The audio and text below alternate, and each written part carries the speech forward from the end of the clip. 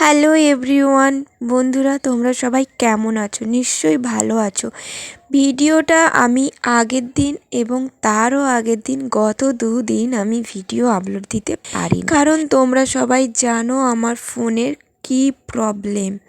হ্যাঁ, তোমরা হয়তো জানো না, কিন্তু তোমাদেরকে তো বলেইছি যে আমার ফোনে কিছু হলেও একটা প্রবলেম আছে।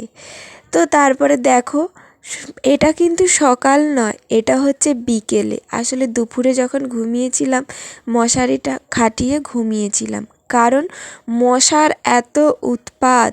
আর এখন জানি না যে এত কেন মশা হয়েছে। তোমাদের ওখানে কি এত মশা হয়? আমি জানি না, তবে এখন যে ভয়েসটা দিচ্ছি এখন কিন্তু মশাটা কম আছে। তো এই ভিডিওটা আগের দিন বিকেলবেলা করেছিলাম, কিন্তু এডিট করতে পারিনি, কারণ ফোনের ওই হ্যাং করছে, এখানে ওখানে টাইপ হয়ে যাচ্ছে, তার জন্য। তো দেখো, গৃহস্থ বাড়িতে বিকেল বিকেল ঝাঁটও দেওয়া হয়, সকালে ঝাঁট দেওয়া হয়, বলতে গেলে দুবেলাই ঝাঁট দেওয়া হয় ঘরদোর।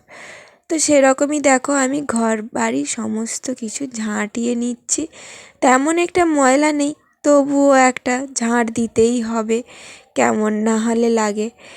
আর এখন তোমাদের সাথে যেটা বলবো সেটা হচ্ছে, ভিডিও আমার একটু হলেও দেরিতে আসছে। ফোনের যে এত প্রবলেম আমি সত্যি ভাবিনি যে এরকম দিন দেখতে হবে। ভেবেছিলাম একটা ফোন নেবো কিস্তিতে, যেমন গ্রুপ থেকে হোক বা এমনি অনলাইন পেমেন্ট হোক নেব। তারপরে ভাবলাম যে টাকা পাবো কোথায়, তার জন্য ফোনটাও নিতে পারছি না।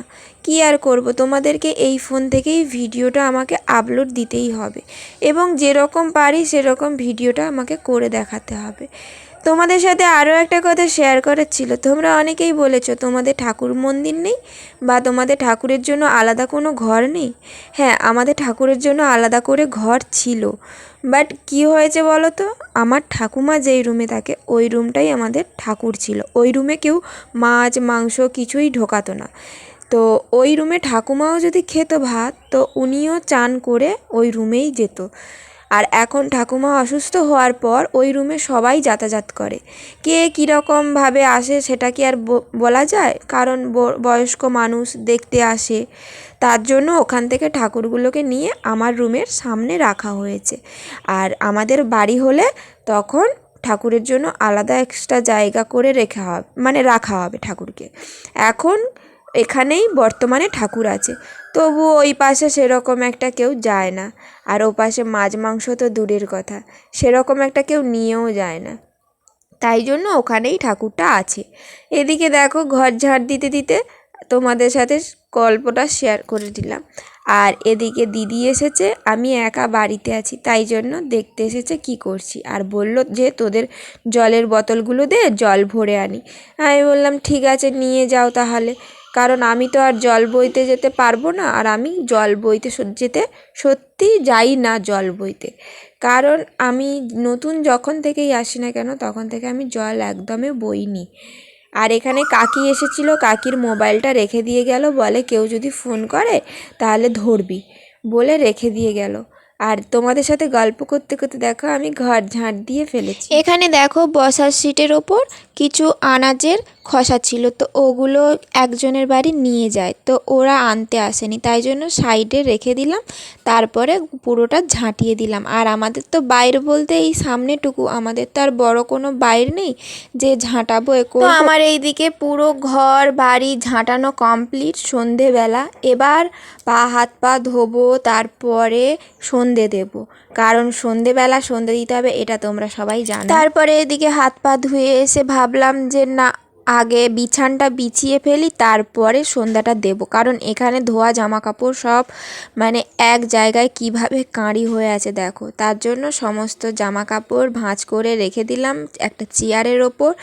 আসলে কি বলো তো, আমাদের ফ্যামিলি, শুধু আমাদের নয়, অনেক আছে ফ্যামিলি এরকম যে যেখানে যে জিনিস রাখে সেখানেই সে জিনিস থেকে যায়। হ্যাঁ, এটা বলবো না যে আমিও অনেক গুছিয়ে কাজ করি, সেটা নয়, যে আমারও অনেক সময় এখানকার জিনিস ওখানে থেকে যায়, কিন্তু তাই বলে যখন ভাবি একটু গুছিয়ে গাছিয়ে রাখবো তো তখন দেখবে কেউ না কেউ এসে তোমার ঠিক গোছানো জিনিসটা অগোছালো করবেই। তো তার জন্য আর গোছাতে না ভালো লাগে না। আর সবথেকে মেন ব্যাপার, যদি আমি গোছাতে চাই তো সেটা আমি কেমন গোছাবো?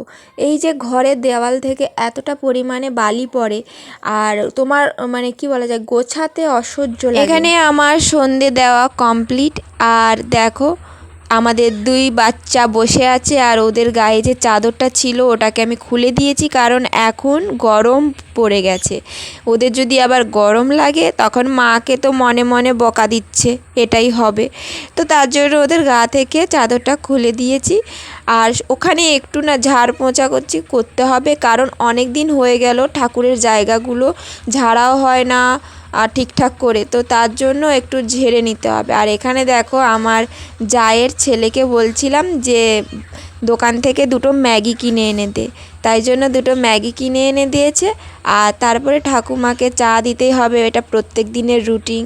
এটা শুধু আজকের বলে আজকের নয় যে তোমাদের সাথে ভিডিও শেয়ার করছি, এটা প্রত্যেক দিন বিকেলে আমাদের বাড়িতে আছেই এবং হবে।